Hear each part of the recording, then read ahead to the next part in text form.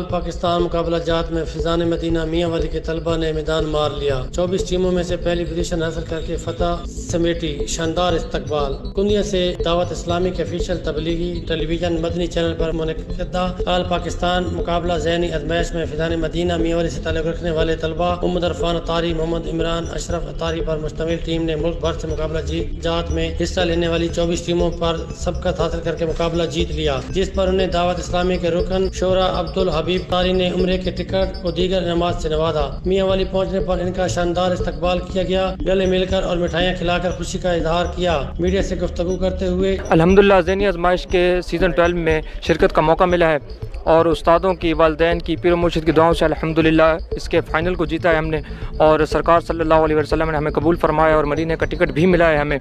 इसके अलावा भी बहुत कुछ मिला है सीज़न 12 में शिरकत करने की वजह से।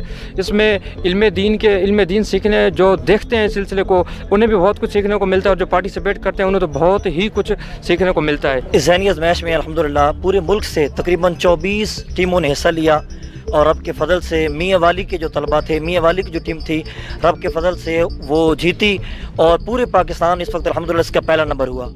और इस इनको जो इनाम मिला वो अल्हम्दुलिल्लाह मरकज़ी शूरा के जो रुकन हाजी अब्दुल हबीब भाई हैं, उन्होंने बतौर इनाम जो है उम्रे के टिकट भी पेश किए।